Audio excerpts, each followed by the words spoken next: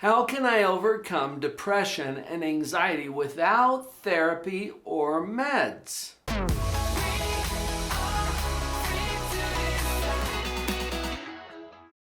Depression is still one of the top causes of death in many parts of the world. I think this is tragic because there's so much that we can do about it. In another video, I introduced a model that we're going to get to some practical steps around today. Go back to that video after you've watched this one to get the psychology behind these 6 powerful steps that I'm about to share with you.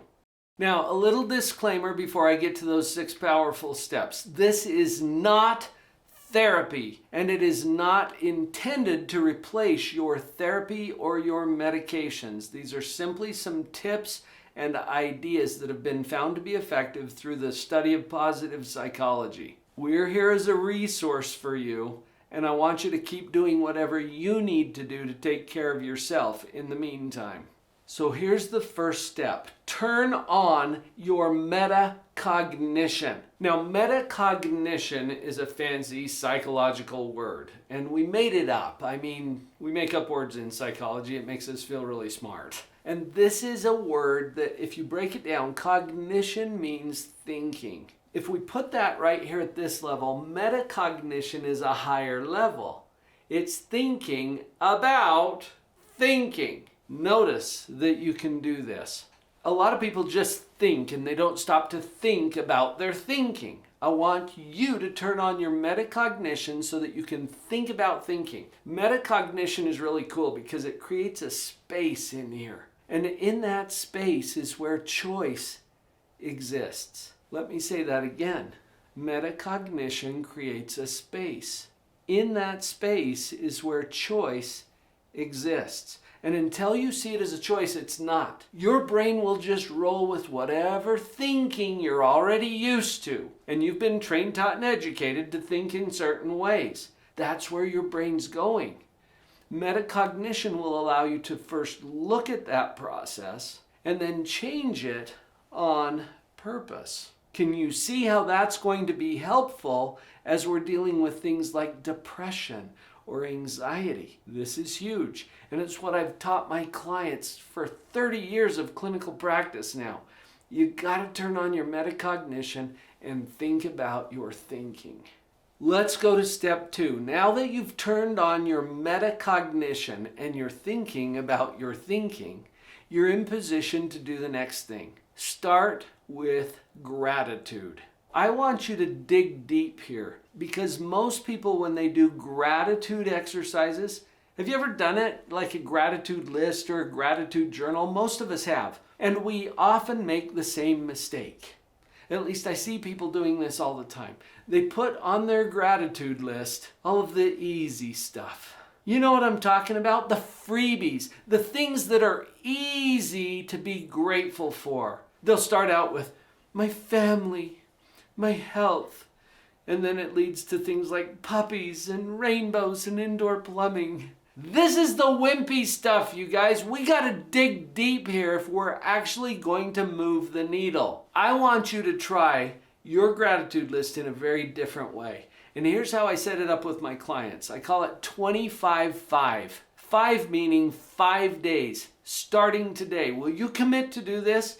Just try it and then let me know how it goes, okay? For 5 days, you make a list of 25 things. That's the 25 for which you are sincerely grateful. Now, I'm going to give you 12 freebies every day. 12 of the easy things, go ahead and put those on your list. They're going to be easy. For the other 13, I want you to dig deep.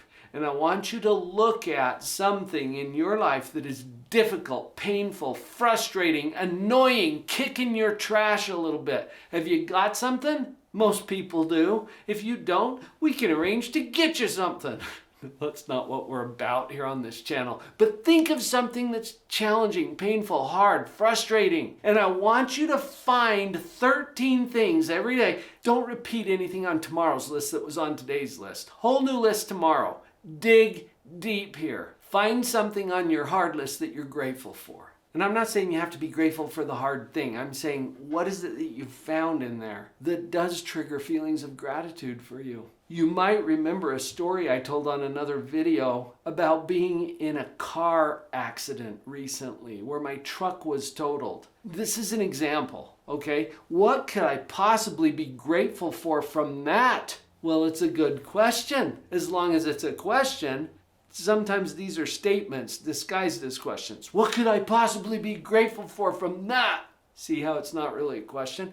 But if I turn it back into a question, what is there to be grateful for from that car accident? I have found dozens of things that I am profoundly grateful for, including meeting an angel, okay, who helped me and served me through that experience. I talked about that on the video. Another angel that showed up a little later on, somebody that I actually knew, who came and served me that day. I got a story out of that I've been able to share with you here on the channel, and I entered that story into a storytelling competition recently. I could go on.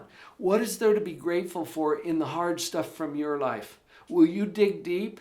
25/5, okay? 12 freebies every day, 13 have to be from the hard stuff. Here's one reason why that is so powerful. Psychologically, your brain is already used to thinking about that thing in a certain way. You're inviting your brain to think about it differently. And this has a profound effect. I would even say a life-saving effect, because I know people whose lives have been saved just by doing this exercise. You're inviting your brain to look at your world differently, and that is powerful. I mentioned at the beginning of this video that model that I shared in another video. You can get a copy of this model. Just go to the URL on the screen, drpauljenkins.com/themodel. Go to that site and I'll put a copy of this right in your inbox. Here's step number 3, move your body. Pure and simple, get out and move. You need exercise. Your brain is part of your body. And I have to tell you, the clinical research around this, whenever they compare antidepressant medication to exercise, guess which one wins?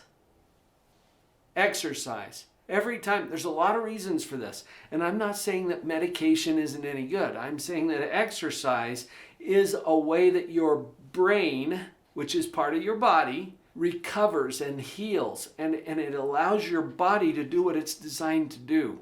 You've got to move your body. Okay? Get out there and exercise. Are you down? Step number 4 is to breathe. Here's the reason. Your brain has 2 main jobs: to keep you safe and to prove you right. And both of those get us into trouble from time to time.